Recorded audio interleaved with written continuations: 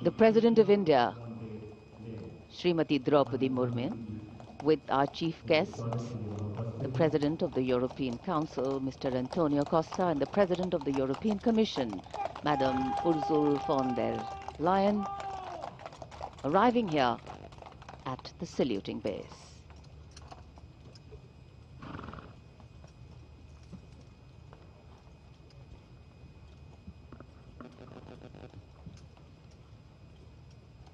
We extend a very warm welcome to President of the European Council, His Excellency, Mr.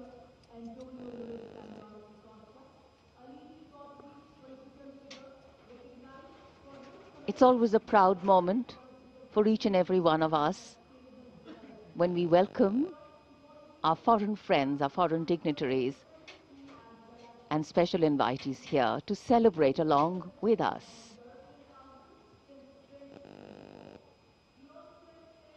Because what else is democracy if not by the people, for the people, of the people?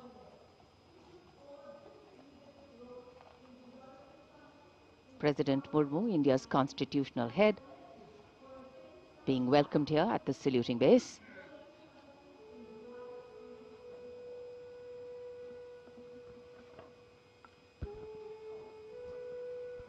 माननीय राष्ट्रपति जी और आज के समारोह के दोनों मुख्य अतिथियों के साथ अभिवादन स्वीकार करते हुए उनका परिचय कराया जा रहा है वरिष्ठ अधिकारियों और गण्यमान्य व्यक्तियों से। यूरोप और भारत के संबंधों में एक महत्वपूर्ण अवसर, बदलते परिवेश में भविष्य की ओर एक सार्थक पहल। 76 साल पहले सन 1950 को सुबह 10:30 बजे 21 तोपों की आवाज ने ऐलान किया था कि भारत अब गणराज्य बन गया है। तब से हर वर्ष ये गूंज दुनिया सुनती है।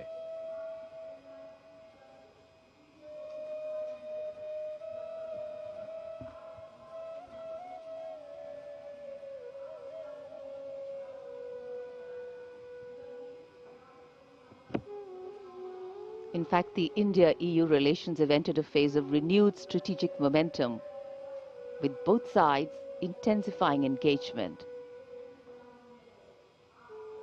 underscoring mutual commitment across trade, investment, energy, space and agriculture.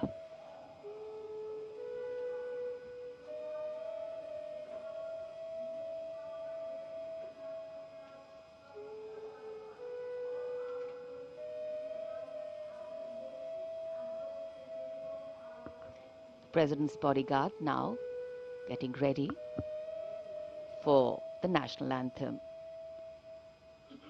The moment the dignitaries have taken their places.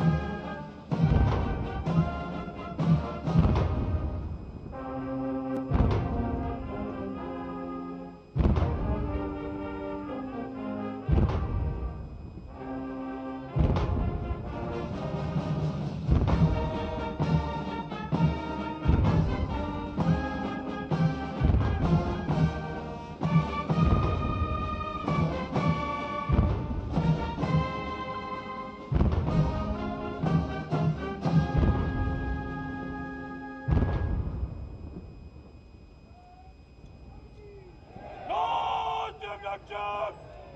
Gudjab! Michael! Gudjab! Gudjab!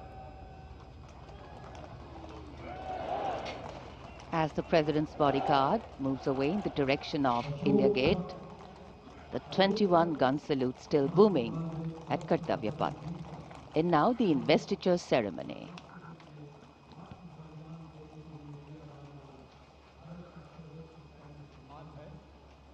के मैदान में नहीं बल्कि अन्य परिस्थितियों में शौर्य प्रदर्शन करने वाले सैनिकों और नागरिकों को प्रदान किया जाता है।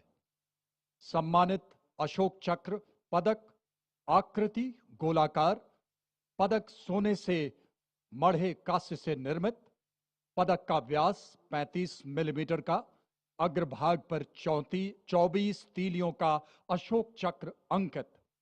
यह चक्र निरंतर गतिशीलता, कर्तव्य और धर्म का प्रतीक होता है। चक्र के चारों ओर और कोई अतिरिक्त अलंकरण नहीं होता। यह उसकी सादगी और गरिमा को दर्शाता है। रिबन गहरे रंग का, मध्य रेखाएं नारंगी, हरा रंग जीवन, साहस और आशा का प्रतीक और नारंगी धारियां त्याग, बलिदान और राष्ट्र भक्ति का द्योतक। 29014 ग्रुप कैप्टन शुभांशु शुक्ला, उड़ान pilot. 29014 group captain Shubhanshu Shukla ने भारतीय वायुसेना की उड़ान शाखा में फाइटर पायलट के रूप में 17 जून 2006 को कमीशन प्राप्त किया और वर्तमान में वायुसेना मुख्यालय वायु भवन में पदस्थापित और 1 फरवरी 2020 से अंतरिक्ष संस्थान इसरो में प्रतिनियुक्त हैं। वे एक युद्धक विमान दल, फाइटर कॉम्बैट लीडर, एक प्रायोगिक टेस्ट पायलट हैं और वे प्रतिष्ठित गगनयान प्रोग्राम के लिए चुने गए गगन यात्रियों में से एक थे। 25 जून 2025 को एक्सियम 4 मिशन के तहत ग्रुप कैप्टन शुक्ला ने निडरता और आत्मविश्वास के साथ अंतर्राष्ट्रीय अंतरिक्ष स्टेशन ISS के लिए 20 दिनों की यात्रा के लिए आगे बढ़े, जो भारत के मानव अंतरिक्ष उड़ान कार्यक्रम के लिए एक मील का पत्थर साबित हुआ। वे अंतर्राष्ट्रीय अंतरिक्ष स्टेशन पर जाने वाले पहले भारतीय और 4 दशकों से भी अधिक समय के अंतराल के बाद अंतरिक्ष में यात्रा करने वाले दूसरे भारतीय बने। मिशन के दौरान आपने अंतर्राष्ट्रीय अंतरिक्ष स्टेशन में रहते हुए कई जटिल प्रयोग किए, जो कि सूक्ष्म गुरुत्वाकर्षण, मानव शरीर, मनोविज्ञान और अंतरिक्ष में इस्तेमाल होने वाले आधुनिकतम पदार्थों पर आधारित था। अंतरिक्ष यात्रा से जुड़ी अत्यधिक चुनौतियों और खतरों के बावजूद आपने अदम्य साहस का प्रदर्शन किया और पूरे मिशन के दौरान संयम बनाए रखा।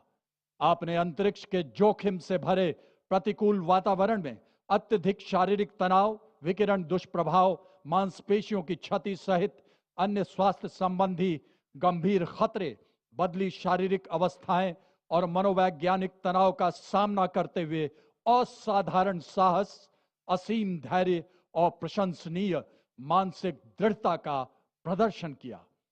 ग्रुप कैप्टन शुभांशु शुक्ला को अदम्य साहस, उत्कृष्ट शौर्य के लिए अशोक चक्र से सम्मानित किया जाता है। Group captain Shubhanshu Shukla.